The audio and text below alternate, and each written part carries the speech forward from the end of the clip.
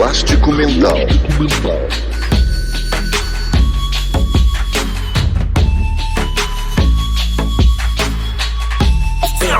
Elástico Mental. Olá, seja bem-vindo a mais um episódio do Elástico Mental, o podcast de cultura da família Café Belgrado, mas esse não é mais um episódio do Elástico Mental. Lucas, eu tô emocionado, a voz já está trêmula, estamos entre um dos maiores de todos os tempos, tudo bem? Olá, Guilherme, olá, amigos e amigas do Elástico Mental. É verdade, Guilherme, um dos maiores do mundo no que ele faz. É uma grande honra do Elástico Mental receber Edu Lobo. E eu sei, Guilherme, que você é um grande fã, assim, todo brasileiro tem a obrigação de ser fã de Edu Lobo, né? Mas você vai além, Guilherme. Pois é, e hoje, de fato, assim, tô muito emocionado de estar aqui.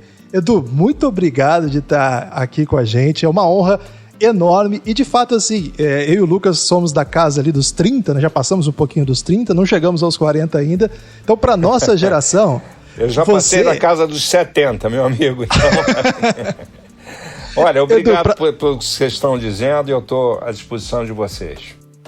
Edu, para nossa geração, a gente aprendeu sobre a sua geração nos livros de história, inclusive. Não só nos discos de nossos pais, mas nos livros de história, quando a gente estudou sobre os anos 60, a era dos festivais. Isso e aí. Certamente Edu Lobo é um nome obrigatório. Agora, para você, o que é história, historiografia para nós? Para você são lembranças do passado. Como é que é isso? Como é que é pensar nisso com o tempo? Olhar para trás se torna um exercício mais difícil para conseguir mensurar tudo que vocês fizeram?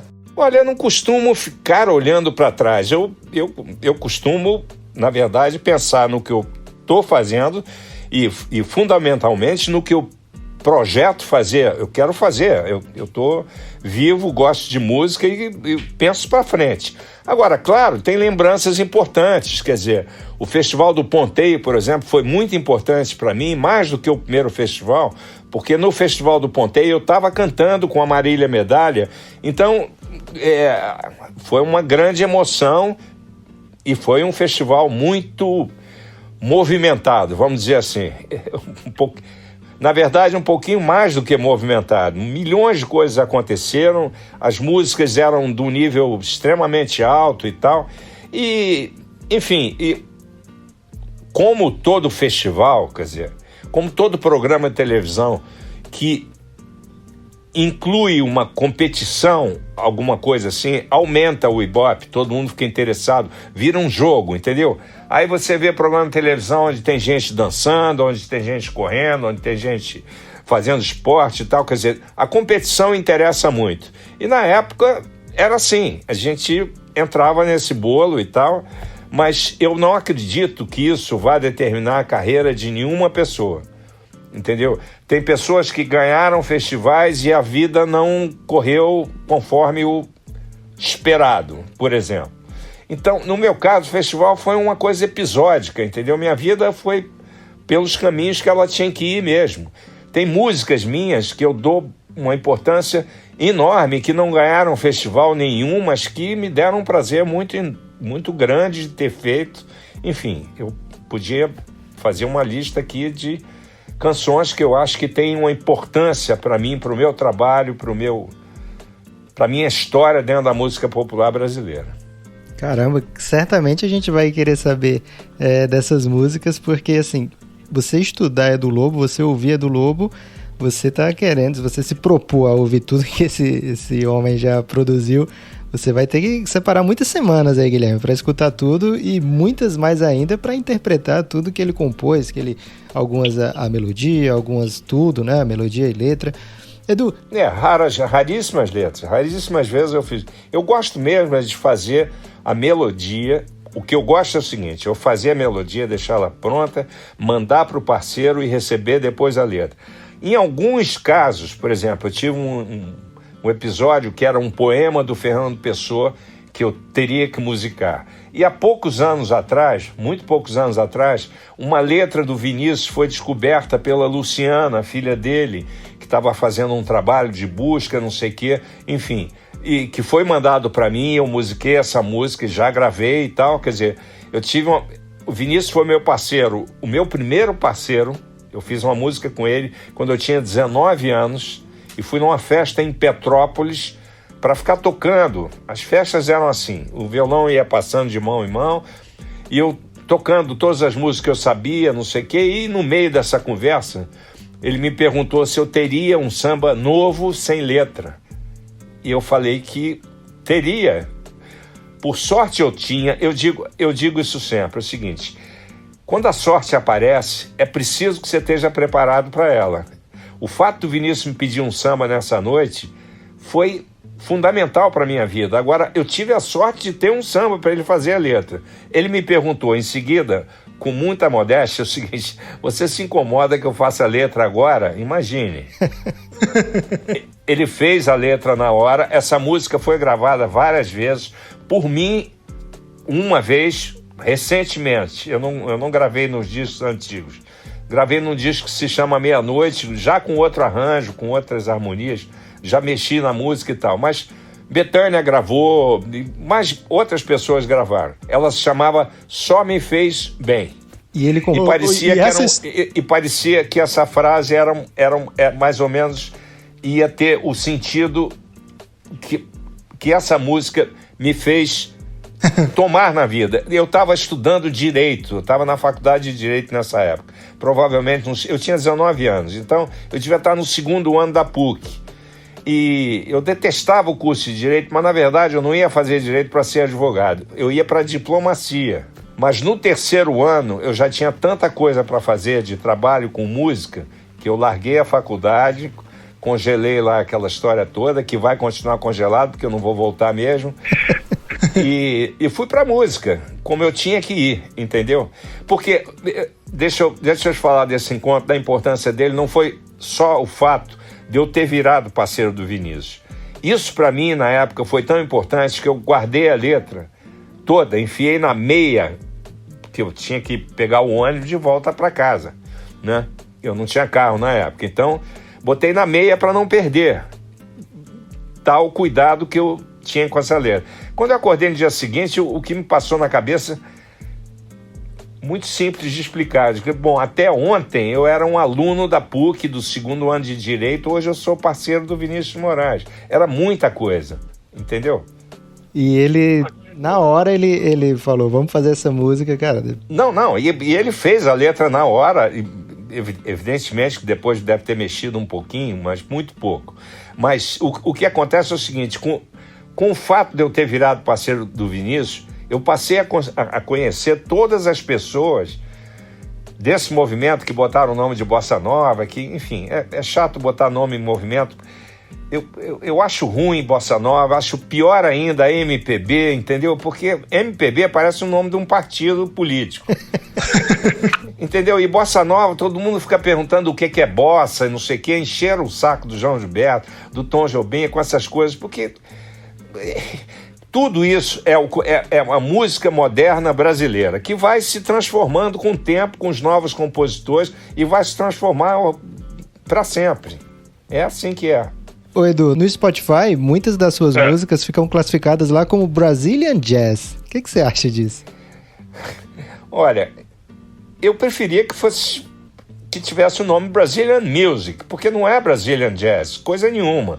Olha, a influência que o jazz teve na Bossa Nova, para usar o termo da época, foi enorme. Acontece que a Bossa Nova, quando voltou para os Estados Unidos, quando foi especialmente a música do Tom, e depois daquele concerto que ficou famoso, e depois foi mal falado e tal, porque era todo mundo cantando e o som parece que não era bom, enfim, a história do Carnegie Hall, aquele famoso concerto.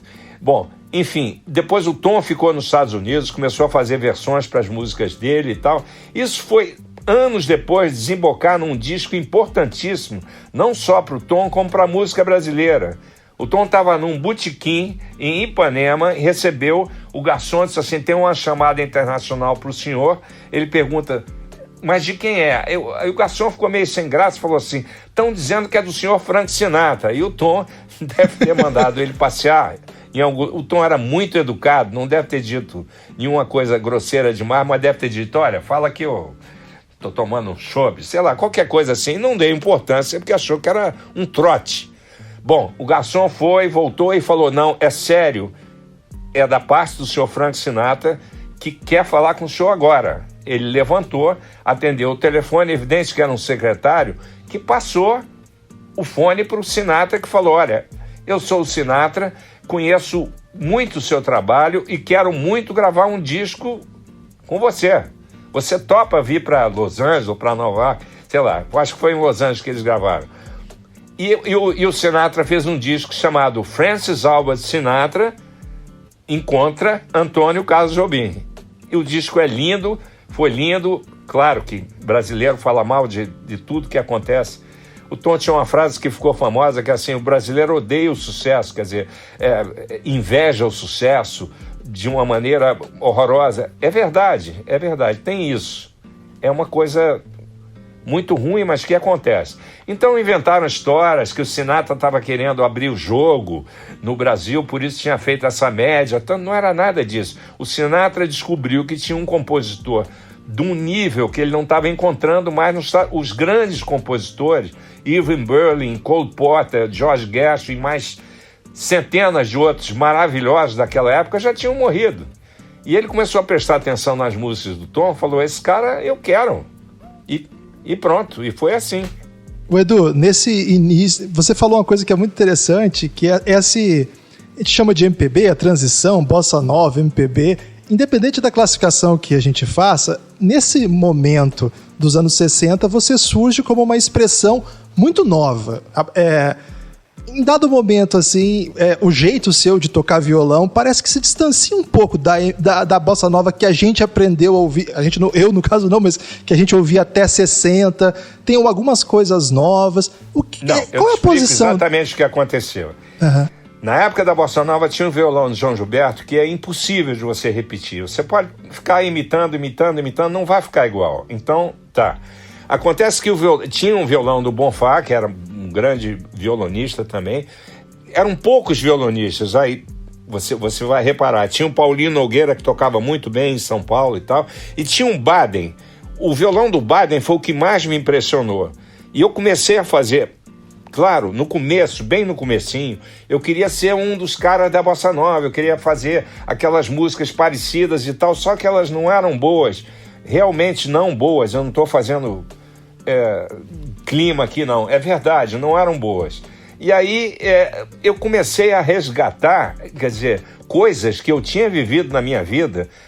Olha, desde 1 ano de idade até os 18, 19, eu passava as férias grandes, quase 3 meses, quer dizer, quase 90 dias, em Recife, porque a família da minha mãe inteira era de Recife, e era com a família da minha mãe que eu estava. Eu tinha 8 tios, e, enfim, tinha 2 tias e 7 tios. Eram 10 no total. E eu ficava passando os verões lá com ele. Claro, nesses verões, naquela época não tinha essa coisa unificada, né, que as novelas fizeram e tal, que você chega num lugar... Todo mundo veste a mesma roupa, seja em Sergipe ou no Belém do Pará, tal, entendeu? A moda é uma só. Não, cada cidade era uma cidade. Tinha o frevo de Pernambuco, por exemplo, que é uma das coisas mais fantásticas que eu conheço da música brasileira, só existe em Pernambuco. Não se faz o frevo de Pernambuco na Bahia. Faz-se um outro tipo de marcha, que eles podem até chamar de frevo, só que não é o frevo de verdade. O frevo de Pernambuco é o de Pernambuco. E eu estou falando Pernambuco, o estado inteiro, porque não fica restrito a Recife, é no estado inteiro. Enfim, e todos os ritmos, bumba meu boi, shot, chachado e tal, é uma coisa muito rica. E isso tudo estava na minha cabeça. O que aconteceu? Eu comecei a misturar tudo que eu estava aprendendo. Eu tenho que repetir o nome, que eu não gosto, da bossa nova, com esses ritmos, essas coisas todas, prestando muita atenção no violão do Baden. Tanto que o meu violão foi mais para aquele sentido do Baden, uma coisa mais percussiva, mais daquele jeito do que o violão mais puro, mais limpo do João. Enfim, eu não estou comparando os dois. Eu estou dizendo que é uma questão de sentimento, uma questão de temperamento, mas eu ter me aproximado mais do violão do Baden do que do violão do João. Os dois são importantíssimos. como o violão do Bonfá, como o violão do Paulinho Nogueira, que eram os 4 que eu conhecia. Hoje em dia, se você for me perguntar quantos violonistas tem no Brasil, eu não sei, talvez... Bom, eu devo conhecer uns 100, mas devem ter uns 500, provavelmente, tocando muito bem. Guilherme tá tentando aprender agora, Edu. Hoje a gente não quer... Desejo boa sorte para ele. Não tá dando certo não, Edu. Acho melhor o meu violão parado. Faz o bem pro Brasil.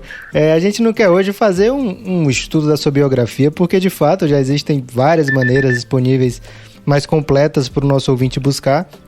Inclusive a biografia escrita pelo meu provável primo, Eric Nepomuceno. Eu sou o Lucas Nepomuceno. Isso aí, fez um livro inteiro, exatamente. Mas tem algo na sua história lá atrás que me deu bastante curiosidade, né? E que também faz parte da história da música brasileira.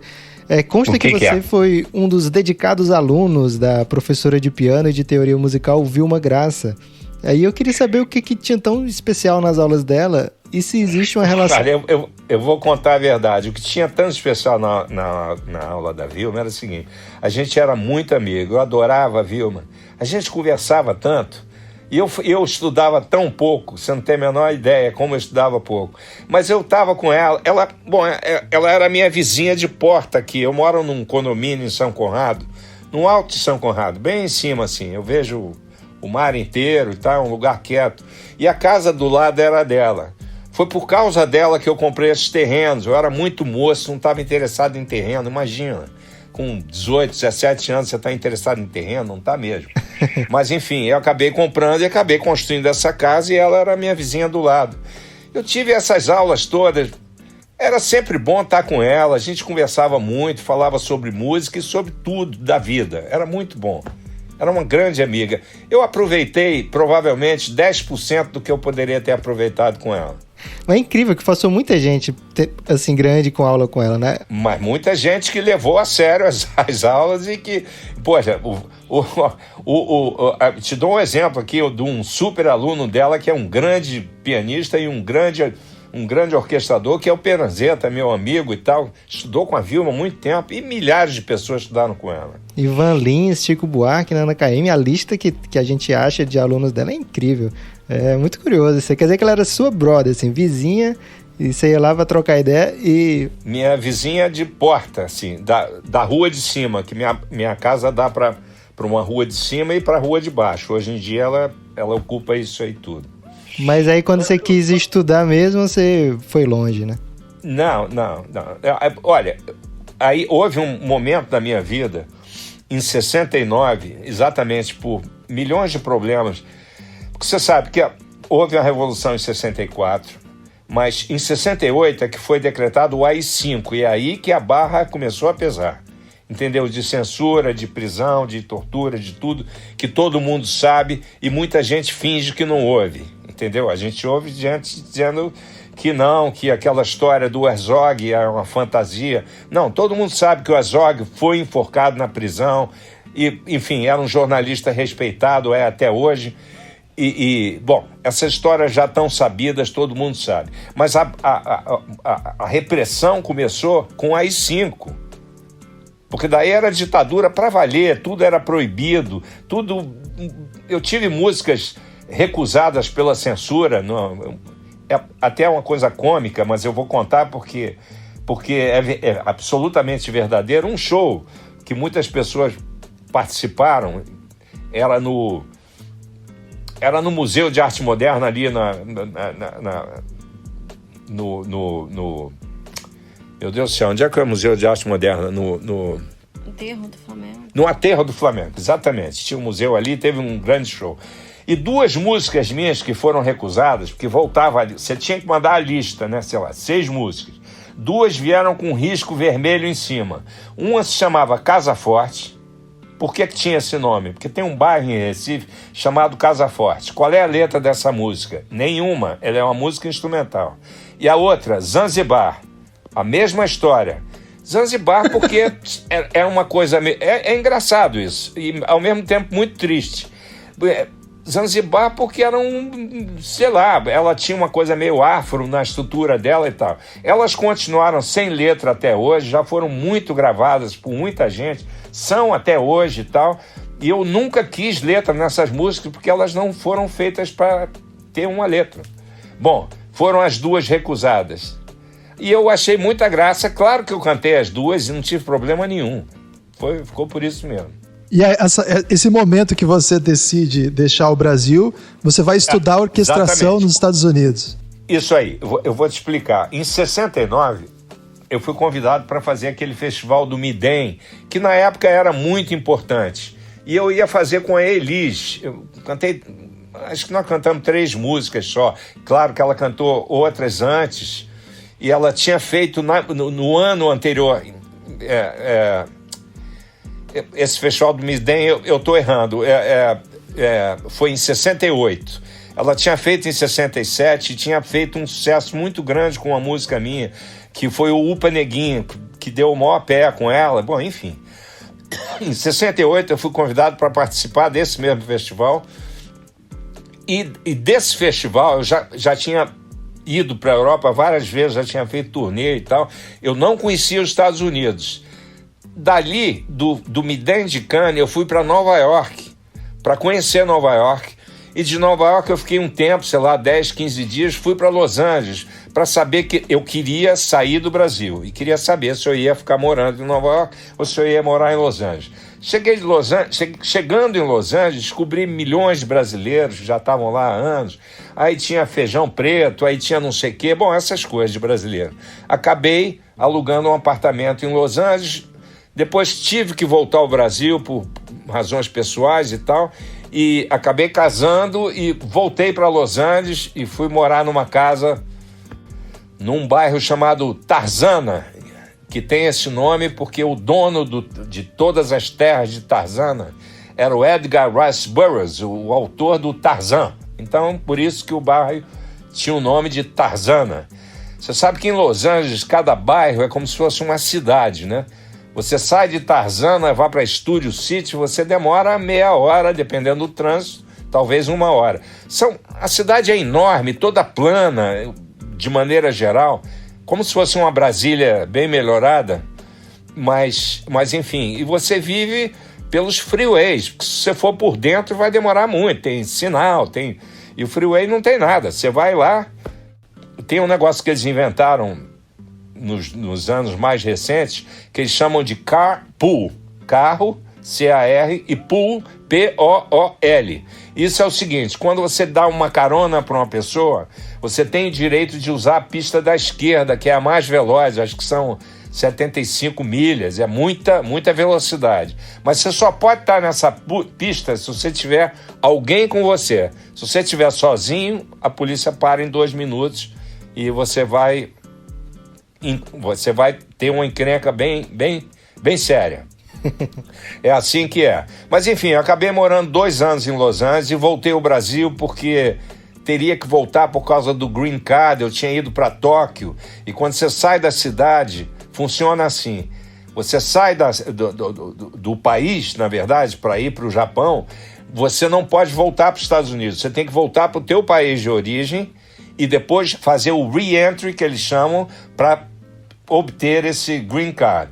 Quando eu voltei por conta dessa história toda, eu já tinha resolvido que eu não queria mais morar nos Estados Unidos. Então eu voltei para me desfazer das coisas mais rápido que eu podia e voltei para o Brasil, que eu descobri que é aqui que eu tinha que ficar. E não me arrependo disso nem um segundo da minha vida. Lá dessa travessia dos Estados Unidos, você trouxe 2 discos, não foi, Edu? Foi o com o Sérgio Mendes. Eu fiz um disco de contrato que eu tinha. Na época, eu acho que ainda era Philips, eu não sei se já era, não, acho que já era Polygram. Eu tinha um contrato e faltava um disco, e eu fiz esse disco lá em Los Angeles e mandei para cá. E fiz um outro disco gravado nos Estados Unidos para o selo A&M, que era do Herb Alpert, né? E hoje em dia não é mais, já venderam e ficaram milionários com essa venda e tá tudo certo para eles.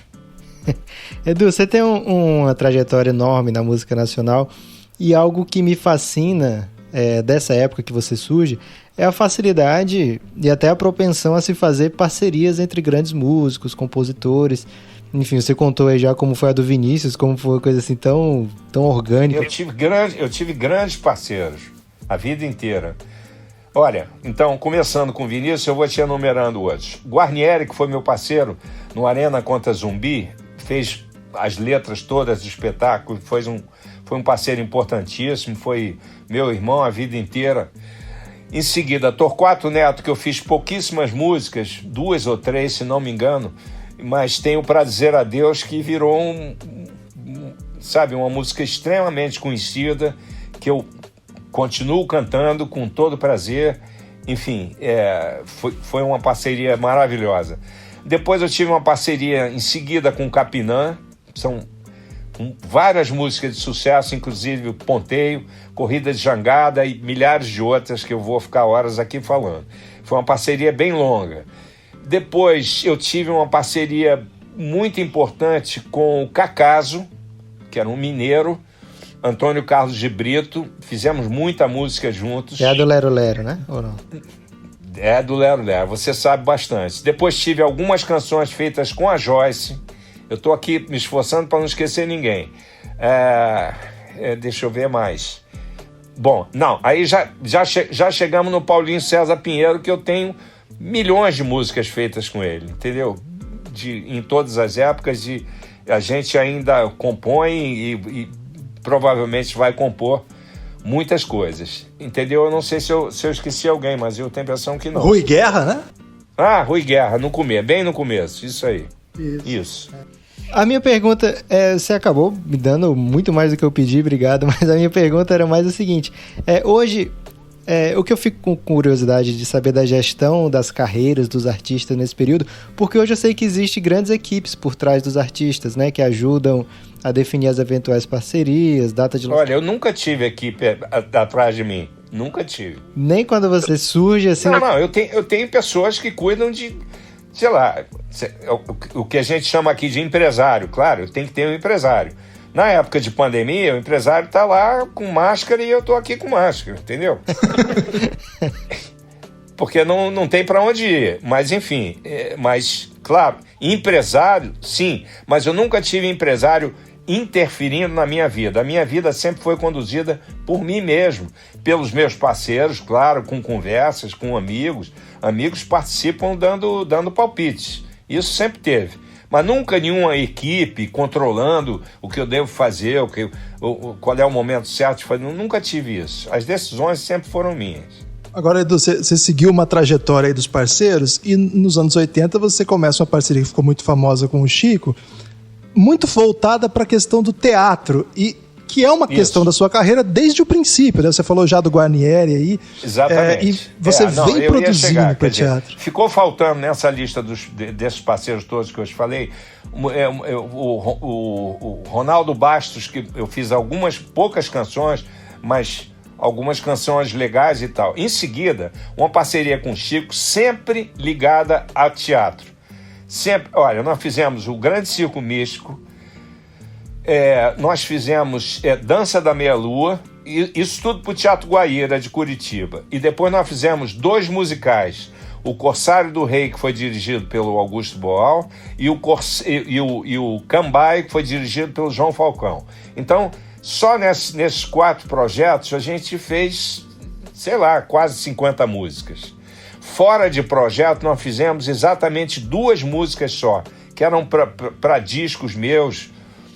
Um disco com participação do Tom, meu disco, na verdade, tem um disco chamado Tom, Edu e Tom, que a gente fez com produção do Aloysio Oliveira, e nesse disco tinha uma música nova, eu pedi ao Chico para fazer, e ele fez a letra, e depois um outro samba, que eu não estou lembrando o nome agora, de um disco meu chamado Corrupião, não estou lembrando o nome do samba, mas se você olhar aí no histórico você vai descobrir. O resto, todas as outras canções foram feitas para esses 4 espetáculos que eu te falei. E, Edu, como é que é isso de compor para teatro, assim? Porque evidentemente que isso é uma pauta sua, né? É uma coisa que você faz desde o começo da sua trajetória como compositor. Exatamente. E eu acho que é uma coisa tão intrigante, né? Assim, como eu adoro fazer para teatro pelo seguinte: você tem o personagem, então você já tem a dica de que música vai ser. Você já sabe como o personagem é. Você já tem uma primeiro, por instinto, você já escolhe um tipo de cantor ou cantora, dependendo do personagem que poderá fazer a canção. Aí, isso eu estou falando agora especificamente nesse trabalho com o Chico, que é muito grande. Com o Guarnieri foi só o Arena contra Zumbi. Com o Chico foram 4 projetos. A gente conversava sobre a música pelo telefone ou pessoalmente, não sei o que tipo de música vai ser e que tipo de cantor a gente vai mandar para fazer. Foi assim quando Beatriz ficou pronta, por exemplo, de cara eu sabia que eu queria que fosse o Milton e o Chico também. Então, foi uma coisa rapidamente resolvida. E o Milton topou e gravou lindamente, a gravação dele é espetacular. E é incrível, porque essa música, eu me lembro de ter ouvido no provavelmente cassete, né? Não tinha CD nessa época, isso foi 81. Eu chegando em casa no carro, assim, eu botei a fita, eu ouvi, não tinha nem cordas ainda, o Chiquinho não tinha escrito, era só piano e a voz do Milton. E eu me lembro que eu tive uma sensação assim, tipo, quanto tempo vai ser preciso para essa música ser conhecida? Porque ela tinha tudo para não ser. Pelo andamento, a música lenta, a letra longa, a música difícil, entre aspas, porque, entendeu? Porque era uma música sofisticada, difícil de cantar. Tanto é que ela foi muitas vezes regravada com notas erradas. Entendeu? É mesmo? Eu me lembro de eu ter encontrado com o Tom num evento qualquer, não me lembro mais o que é. Ele falou, você sabe que eu cheguei à conclusão agora que quando eles trocam as letras das minhas músicas, eu não importo mais, eu não ligo mais. Eu achei muita graça, porque não é verdade isso. Eu acho que ele estava querendo se convencer. Não é verdade. Quando o autor escolhe uma nota, é essa nota que ele quer. Entendeu?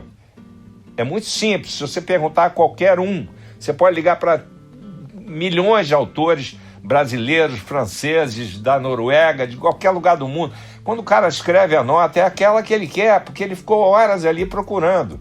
Então, trocar a nota, e normalmente a escolha da nota nova é pior do que a nota original.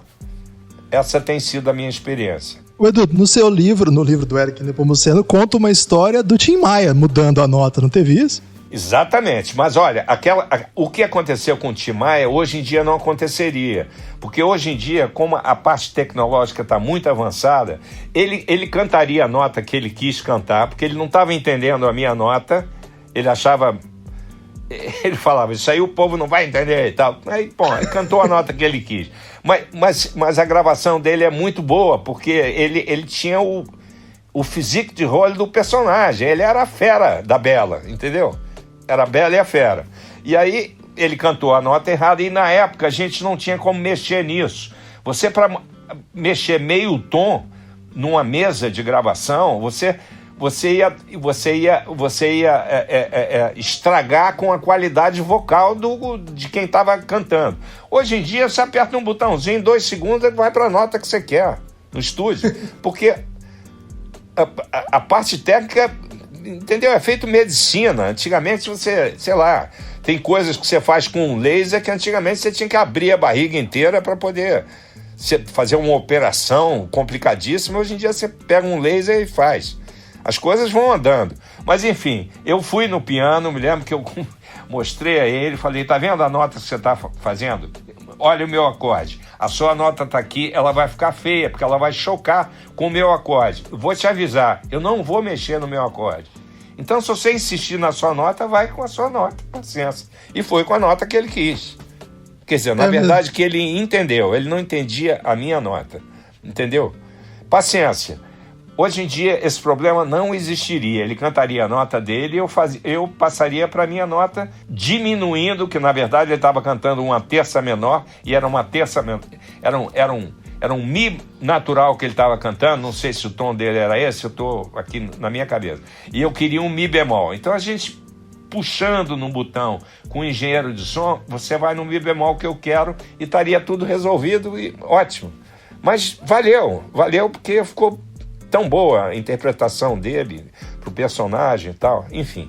Então, voltando a essa história de trabalhar pro teatro, eu acho uma maravilha, porque você já acorda com uma ideia na cabeça, assim, a Lily Brown, quem vai ser? Como vai ser? O que ela vai pensar? E daí a música já vai surgindo. Todas elas eu mandei para o Chico. Ele não costuma fazer, pelo que eu sei, ele nunca fez nenhuma letra para que alguém botasse música. Então, para mim era o ideal. Eu mandava a música e ele devolvia a letra. Na época, no começo, fax, né? Não tinha CD, não tinha computação, que você manda tudo por e-mail. Não tinha e-mail, não tinha nada disso. Era fax. Vem aquele... Você arranca e a letra está ali. E é assim que foi. Bom, eu estou falando isso e estou reparando que eu esqueci de outro parceiro importante, de poucas músicas, mas que nos deixou há muito pouco tempo atrás, foi Aldir Blanc. Fiz coisas que eu gosto imensamente, pouquíssimas coisas, mas enfim, tem um samba particularmente que eu gosto muito. Eu regravei, eu fiz um show em Amsterdã e esse samba tá lá, que é o meu Deus do céu, me ajuda aí, com Aldir, eu esqueci o nome do samba agora. Se você for, ela tá procurando aqui, eu vou te dizer já. É Avihara? No meu site. Hã? Avihara? Avihara, exatamente. Tá vendo? Você sabe tudo. Não, exatamente esse. E a gente fez lá com o arranjo do Peranzetta, depois foi gravado ao vivo e depois saiu em disco aqui. Existe esse disco desse show ao vivo. Edu, você falou da diferença hoje de compor, né? Que você, aliás, de você editar um som, de mudar. Mudou muito o seu processo de composição, lá de quando você começou para hoje, com o auxílio da tecnologia? Olha, não. Tecnologia não tem nada a ver com isso. O que tem é o seguinte, eu decidi, a partir do Circo Místico, do trabalho do Circo Místico, o seguinte, eu fui percebendo que compor no piano, eu não sou pianista. Eu sou uma coisa que eles têm um nome para isso, que é muito bom, que se chama pianeiro. Pianeiro é o cara que conhece os acordes e que compõe no piano. Mas eu não sou pianista, entendeu? Eu não vou tocar num bar de noite, porque eu não sou isso. Mas eu descobri que compor com o dedo é muito mais rico do que... Quando eu componho com violão, é só comparar as músicas. Sei lá, Pra Dizer Adeus foi feita no violão, Canto Triste, estou falando as músicas mais melodiosas assim que eu fiz e tal, e que eu gosto bastante até hoje e tal, mas o seguinte, eu sou eu fui e continuo sendo um violonista de harmonia, quer dizer, de acompanhamento. Eu não sou solista, eu não solo. Então a melodia era criada com a minha voz, e a voz tem limites, entendeu? O dedo não tem. O dedo vai escolhendo a nota, entendeu? Eu não teria feito Beatriz no violão do jeito que ela é, de forma alguma, porque tem intervalos que o dedo descobre, mas a voz não. Então, Choro Bandido é outra música também que é... Entendeu? Jamais eu ia fazer isso com a voz. Mas com acordes no piano, as notas vão chegando e você vai descobrindo ali.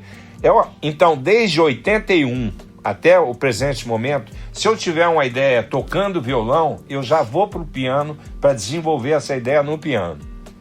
A minha vida passou a ser isso. Então, houve uma transformação muito grande no meu modo de compor por causa disso. Eu sei que deu certo, Guilherme. O homem continua ganhando Grammy quase sempre aí. O homem é premiado compondo no piano, compondo no violão. Quase sempre, eu não entendi. Ué, você... Foi do Lobo. Não, eu ganhei 2 até hoje. Tudo bem, é muito bom, eu fico contente. Mas não é o Grammy, é o Latin Grammy. É o Grammy Latino. O homem é abusado. Mas é Grammy, pô. Não, tudo bem, é importantíssimo. Eu tenho eles aqui, tenho muito orgulho disso. Mas assim, muitos... Você tem prêmio Sharp, tem 1 milhão de prêmios, é porque era outro nome. Na época eu não tinha. Não, tudo bem, é ótimo ganhar prêmio. Eu não tenho nada contra isso. Não fico chateado em ganhar, não. É muito bom. Vamos dar o prêmio Elástico Mental pra ele também, Guilherme, agora, nesse momento. Vamos dar. Ô, Edu, eu queria saber uma questão, assim, que tem um pouco a ver... Que a impressão que nós temos, assim, da sua obra, assim, é que ao mesmo tempo que tem uma riqueza que você tá mostrando aqui, conversando com a gente, só na conversa você vê o tanto de referência musical que você traz, que certamente para leigos, como nós mesmos, são muito complexos, assim. Só que na tradução disso para música, certamente isso fica muito leve, né? Você é um compositor popular, com muito sucesso. Claro que nós não estamos falando assim do mainstream da cultura pop, não estou falando disso, mas estou falando de canções populares, que as pessoas cantam, as pessoas batizam filhos. Voltando àquele início da Bossa Nova, que eu acabei mudando de assunto e tal, quando você falou o que é que eu acho de Brazilian Jazz, eu acho que é um grande engano isso aí. Não é Brazilian Jazz, é Brazilian Music. É música brasileira. Agora, a influência que o jazz exerceu sobre a Bossa Nova foi enorme, mas também Debussy, também Ravel, também Stravinsky, entendeu? Porque músicos como o Tom, por exemplo, que estudaram piano para valer e que tinham contato com a música, quer dizer, ele tinha uma reverência ao Villa-Lobos mais do que evidente, não só nas coisas que ele dizia, como nas músicas que ele fez. Você descobre o som do Villa no meio das músicas do Tom. Eu estou falando isso da melhor maneira, isso não é uma crítica, muito pelo contrário, é um elogio. Porque é o seguinte, o Villa-Lobos foi um grande compositor e muito brasileiro no que ele fazia, muito rico, muito difícil de ser copiado, por exemplo, entendeu? Agora, teve um efeito na música do Tom enorme, como a música do Tom teve efeito na minha música o tempo inteiro. Claro que teve. Isso é muito bom, porque você tem 12 sons, tá certo? É só isso que você tem, 12. Do Dó até o Si, e depois os sustenidos e bemóis são mais 5. Então são 7 do Dó ao Si, mais 5, 12. Então, você tem o que você mais tem que fazer é ouvir o que você gosta, e ouvir o que você gosta é o que te estimula a criar. É fundamental ouvir não só a música brasileira, mas a música do mundo inteiro. Né? Tinham críticos que falavam nisso, no horror diziam que o Tom não era um compositor brasileiro, que ele fazia jazz. E você está comprovando isso, dizendo que no Spotify está escrito em Brasil. Eu raramente vou no Spotify. Eu tenho, mas raramente vou e não prestei atenção nisso. Brazilian Jazz é uma ova, não é nada disso. Porque quando ele voltou para os Estados Unidos, a Bossa Nova influenciou demais aos músicos de jazz, entendeu? É isso que eu estava para falar, que acabei não falando. Porque eles descobriram uma forma nova, claro que tinham harmonias que não eram feitas antes, quer dizer, na época do Ari Barroso ou do Dorival Caymmi, eu não sei o que e tal, e que passaram a ser usadas por causa do jazz, e o jazz começou a receber uma música que vinha do Brasil, que então isso resultou num telefonema que o Sinatra deu pro Tom Jobim, entendeu? Isso tudo não foi por acaso. O Sinatra teria ligado para um cara da Venezuela ou para um cara de Singapura, se ele estivesse ouvindo músicas desse tal cara. Ele não sabia quem era o cara, mas ele ligou, descobriu onde estava, não estava em casa, estava no bar, ele ligou e marcou o disco. E o disco foi feito. E foi ótimo, entendeu? Isso foi o resultado de muito trabalho de muita gente. Eu queria saber dessa percepção de que, apesar de ter um trabalho muito denso, para o ouvinte, a pessoa que está ouvindo, ela conquista sem exigir que você seja um super especialista, sem demandar de você toda a compreensão. Eu também acho. Mas sua música tem camadas, assim? Se você imaginar a música do Tom, que é extremamente sofisticada, qualquer pessoa com um ouvido regularmente bom vai gostar muito, entendeu? Porque ela não é complicada no mau sentido. Ela é sofisticada, claro. Se você tiver um ouvido melhor, você vai saber os intervalos são mais complicados do que das músicas de parada de sucesso de hoje em dia, por exemplo. Entendeu? Que é tudo muito parecido e tal. Mas ela pega todo mundo. Ela pega criança, ela pega gente de mais idade, pega todo mundo. Entendeu? É isso. Edu, você compõe já há bastante tempo. Você nasceu no dia que a minha mãe nasceu também, né? Dia, mês e ano.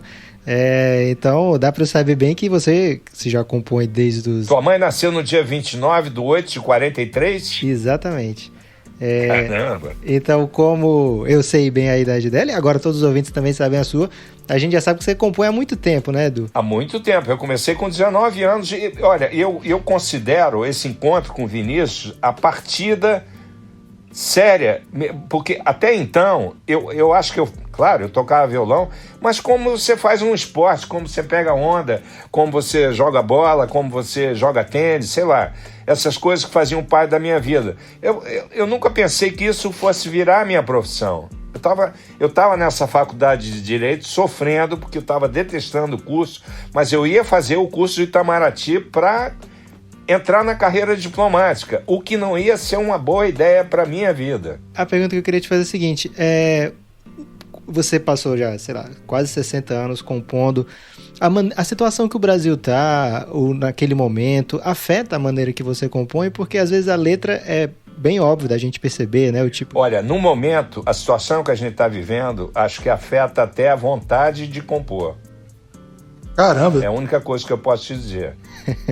Mas assim, ao longo do tempo, não necessariamente agora, né? O jeito que o Brasil tá, obviamente, também se traduz na sua melodia? Não, pois é, nós temos dois problemas sérios no Brasil. Um vírus, que é no mundo inteiro, e um presidente, que não é exatamente no mundo inteiro. Tem outros países que têm alguns problemas parecidos, mas tem muitos países que não têm problemas. Por exemplo, Portugal, meu filho... Bernardo mora em Lisboa já há quase 4 anos e tal, adora a cidade e eu acho que ele não vai voltar para cá nunca mais. E ele faz muito bem, entendeu? Porque Lisboa, por exemplo, os restaurantes já estão liberados, as pessoas já estão saindo, existe essa contaminação foi resolvida, foi vencida por uma educação do povo e por uma ajuda das autoridades e tudo mais, quer dizer, foi dos primeiros países que olha, colado com a Espanha correu riscos sérios, entendeu? Foi lá para cima, lá de código vermelho de contaminação, a Itália também, e Portugal foi o mais leve e hoje em dia está saindo dela. Praticamente, entendeu? Já tem restaurante, já tem esquemas que eles fazem de você apertar o seu celular, tem aquele código na parede do restaurante que você clica o teu celular e o cardápio vai para dentro do teu celular para você não ter que pegar um papel que milhões de pessoas pegaram. Porque esse vírus é um problema. Entendeu? É isso. Então... Voltando aqui ao Brasil, no momento, eu acho que a vontade de compor está muito limitada de maneira geral, pelo menos para mim, eu posso dizer isso com clareza. Porque o vírus é muito grave e as coisas que eu ouço o presidente da República falando sobre o vírus, sobre o Brasil, sobre a vida em geral, são deprimentes, são horripilantes, entendeu? Então... fica difícil, porque música precisa de um tipo de ambiente, um tipo de coisa, ela não nasce do nada, entendeu? E a gente está vivendo uma época meio de nada, pelo menos é assim que eu vejo. Certamente um dos piores momentos. Eu e Edu estamos nesse momento em pé de igualdade, sem condições de compor, Guilherme. O Edu, nesses últimos anos, assim, a gente viu muita produção sua, teve a trilogia com o Mauro Senise e o Romero Lubambo, né? E 3 discos belíssimos. O Quase Memória tem 2 canções inéditas. Assim, a do Vinícius, a gente, evidentemente, já é um clássico pela própria trajetória. Você contou um pouco aqui pra gente no começo, né? Essa que eu contei a você, que foi a Luciana que descobriu a letra, foi mandada para mim e eu acabei fazendo a música e acabei gravando nesse disco chamado Quase Memória. Esse trabalho com o Mauro e com o Romero começou num disco dos dois que eu fiz, eu cantei 2 músicas minhas, entendeu? E eu gostei tanto dessa formação pequena que a gente resolveu fazer. O primeiro disco se chama Dos Navegantes, que acabou ganhando um Grammy, e o Quase Memória, que foi meu último disco, que eu tive o maior prazer em fazer. E o Quase Memória, esse título veio do romance do caso Heitor Coni. Claro que eu pedi uma autorização dele, que ele mandou sem problema nenhum, para eu poder usar. Era uma música instrumental minha, continuou sendo e vai continuar sendo. Não foi feita para ter letra, mas ela dá título ao disco e tem o sentido de uma quase memória. Tem músicas que eu regravo de muitos anos atrás, feitas e que agora a gente faz de uma maneira diferente, a gente vai mexendo, quer dizer, todo mundo mexe. Eu mexo quando faço, o Romero mexe no violão dele, o Mauro dá ideia, todo mundo, quer dizer, nós somos os arranjadores, entendeu? E claro, o Cristóvão faz parte, fez mais parte. A presença dele é muito mais intensa no Quase Memória do que dos Navegantes. Eu acho que ele participou em 2 ou 3 faixas no máximo. Nesse, muito mais. E, claro, quando ele toca piano, também tem as ideias dele todas. É uma coisa coletiva e que me agradou imensamente em fazer. E nesse disco, o Quase Memória, que é o mais recente, você tem 2 inéditas, né? Com o Paulo César Pinheiro. Exatamente. Lindíssimas, aliás. Elas foram compostas, a música, mais recentemente, ou isso aí é coisa que você tem guardada há bastante tempo? Do Paulinho Pinheiro, na verdade, quem redescobriu foi o Maurício Maestro, Maurício Mendonça, que chama de Maurício Maestro, porque ele é o líder, ele é quem faz os arranjos do Boca Livre, que é um grupo que eu adoro. E o Maurício esteve aqui em casa e essa música foi feita por uma peça que era o Peter Pan, que eu pedi ao Paulinho para fazer as letras para mim. Eu nem tinha lembrado dessa peça, agora relembrei. E aí o Maurício veio e tocou para mim, e eu não ouvi essa música de, sei lá, 15, 20 anos atrás. E eu tive que reaprender. Eu pedi para ele deixar gravado aqui, eu tive que ficar ouvindo a música e reaprendendo comigo mesmo a música que eu tinha feito há tanto tempo. E aí eu achei ela bonita e a gente botou no disco, quer dizer, ela... E foi, não digo inédita, porque o Boca Livre já tinha feito uma gravação pouco tempo antes, mas mais de 20 anos da época que ela foi feita, entendeu? Esse espetáculo já tem um tempão enorme. Então, virou uma música inédita. Tem a canção do Vinícius, que é inédita totalmente. Eu acho que tem uma terceira música, eu não sei. A Peregrina, né? Peregrina é do Paulo César Pinheiro também. Era inédita total, claro. É a primeira vez que eu tinha feito. Isso aí, Peregrina. Então, são 3 inéditas. Belíssimas. Na verdade, né? A gente não considera a que o Boca Livre fez essa gravação um pouco tempo antes, que é essa que eu estou te falando, que era da trilha. Você deve ter o nome dela aí. Qual é o nome dela? Terra do Nunca? Terra do Nunca, exatamente. Mas foi uma música pouquíssimo gravada, então... Entendeu? Ficam praticamente 3 músicas inéditas. E mesmo músicas antigas minhas que eu regravo, eu fiz isso no dos Navegantes, a mesma coisa no Quase Memória. Pegar uma música minha que eu gravei uma vez, as mesmas histórias, meu primeiro disco, gravado com Tamba Trio, em 1964 foi gravado, mas só saiu em 65, ou em 66, por causa do festival, sei lá. Enfim, tem muito tempo, a gente vai perdendo as datas, né? Mas, enfim, Quase Memória, as mesmas histórias, eu regravei num desses discos da agora. A gente já toca de uma outra maneira, eu já canto de uma outra maneira, ela vira uma coisa nova, entendeu? Ela não foi abertura de novela, ela não foi desgastada, não tocou no rádio e ganhou o prêmio do não sei que, nada disso. Então ela é uma música novinha, a gente pega nela e faz de novo.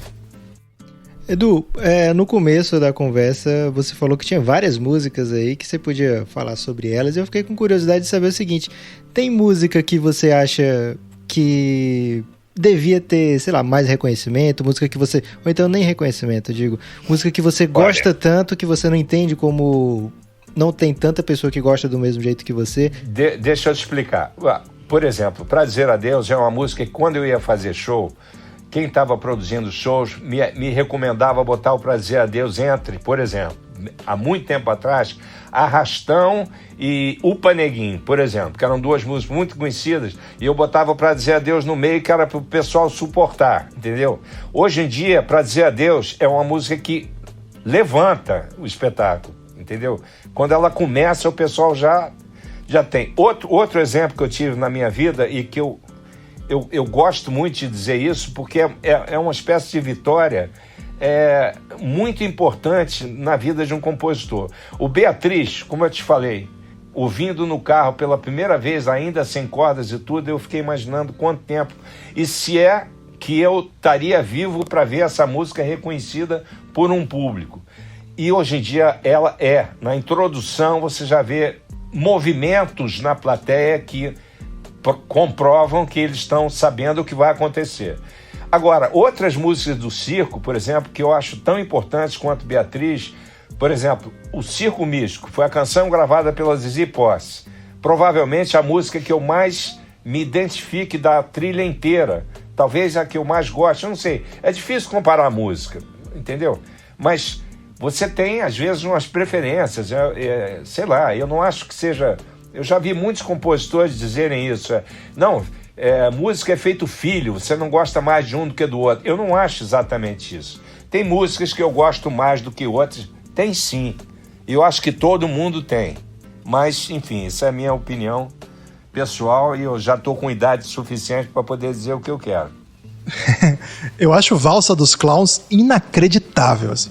Quando eu fico assim, que é isso? No começo eu não dei a menor bola para ela, eu achei que ela estava mal feita e tal. Enfim, eu sou do signo da sua mãe, Virgem, entendeu? Virginiano tem vantagens e desvantagens para quem faz parte desse signo. A desvantagem é você ficar remoendo e desconfiando de coisas que já estão boas e você quer fazer de novo porque você não está confiando, é muito ruim. Mas tem um lado bom, é porque você exige o máximo de você e isso é muito bom. Eu acho que vale a pena, no final das contas, ser um virginiano. Reta final aqui da nossa conversa, eu queria saber, Edu, recentemente a gente viu você num projeto, não sei se dá para chamar de projeto, mas numa iniciativa que a Mônica Salmaço está fazendo durante essa pandemia, que Exatamente, tem sido... eu gravei com ela, eu adoro a Mônica e acho a Mônica, hoje em dia, fazendo um trabalho que eu não vejo acontecer na música brasileira. Esse trabalho que ela inventou, que se chama O de Casas, eu já descobri... eu não vi todos, evidentemente. O meu, só para você ter ideia, foi o número 82. Ela já deve estar chegando no 90, sei lá. Mas descobri pessoas, músicos com as quais ela dividiu, que eu não conhecia, entendeu? E que eu fui ter o prazer de conhecer e ver ela fazendo isso. Olha, eu vejo o resultado pelos depoimentos que você vê das pessoas. Tem gente agradecendo ela ser o elixir da pandemia, sei lá, tem gente que fala essas coisas assim, meio subpoéticas, entendeu? Assim,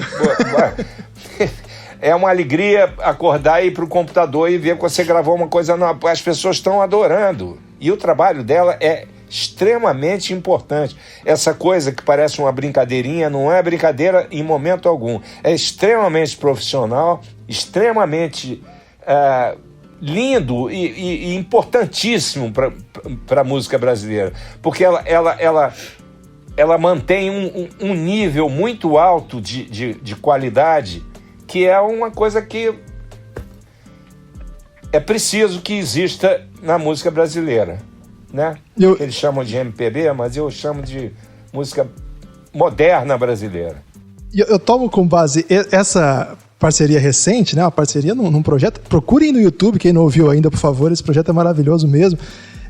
Para te perguntar uma questão assim que Mônica Salmaço, aí Elis Regina gravou música sua, você teve um disco com a Bethânia, e entre os parceiros, disco com Tom, entre os parceiros, já que você falou, os letristas, uma série... Eu queria fazer uma questão invertida, Edu. De todos os que você admirou, com quem que faltou parceria, de qualquer nível? Ou de gravar disco junto, ou de fazer letra sua? Com quem que faltou, ou falta ainda? Eu não sei. Eu acho que eu fiz letra com todo mundo que eu acho que eu quis fazer.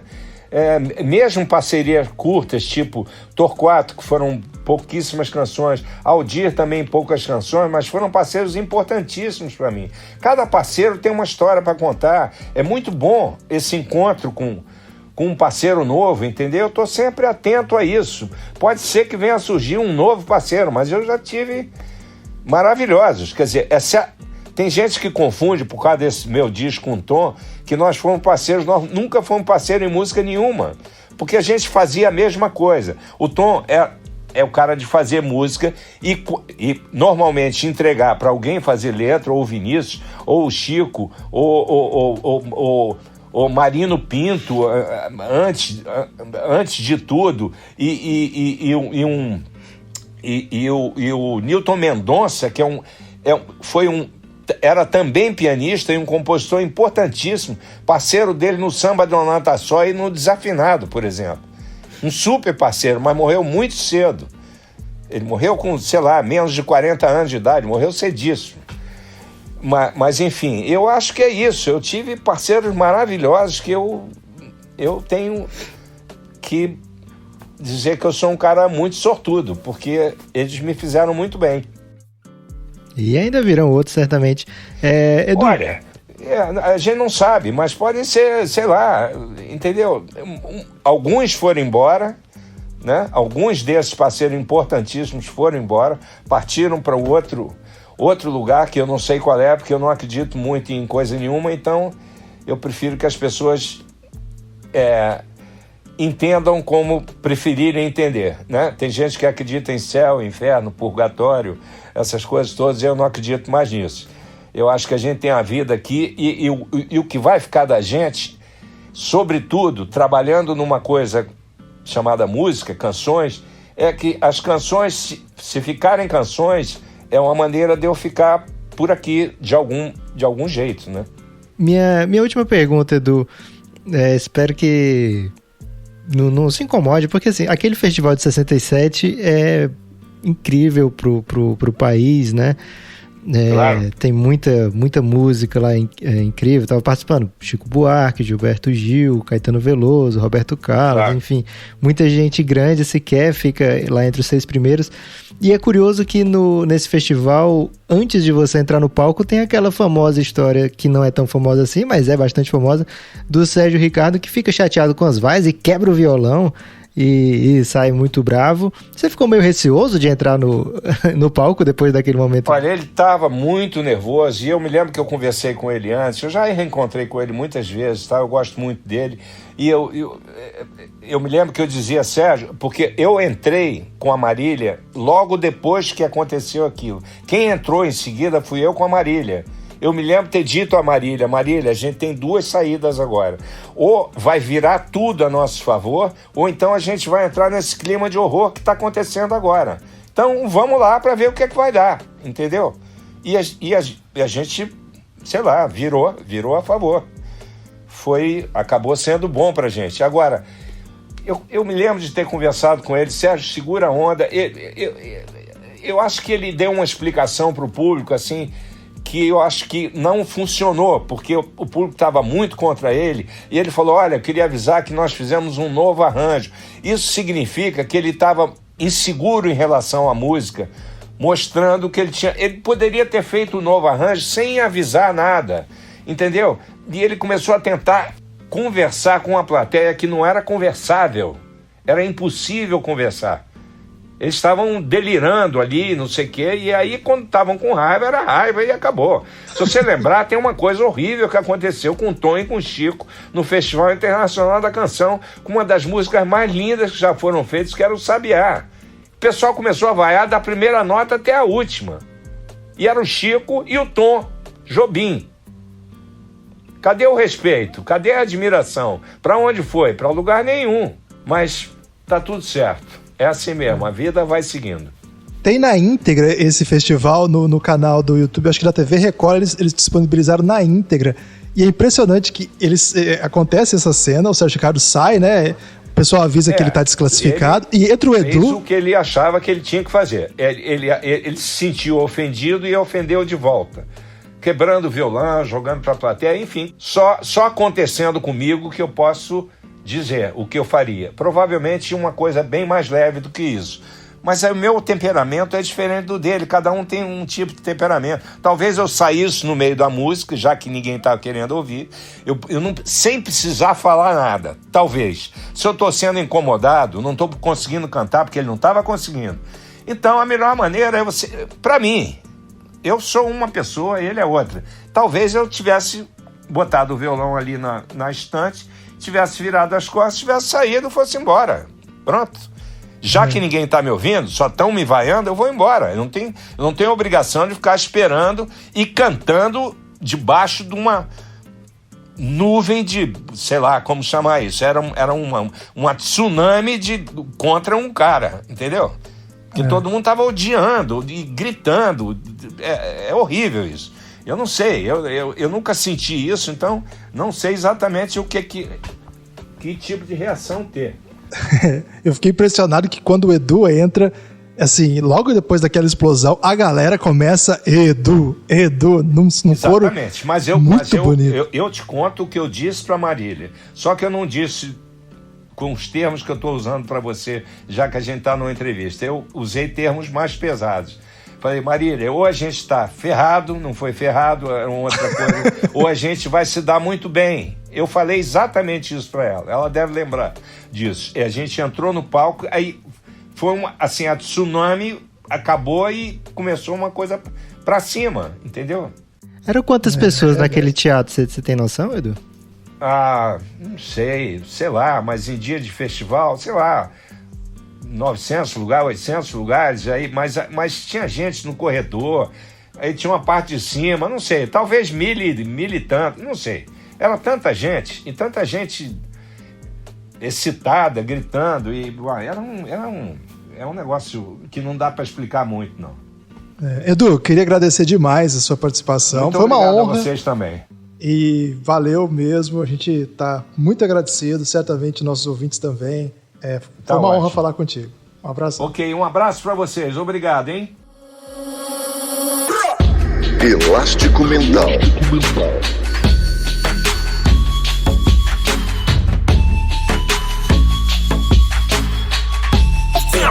Elástico Mental.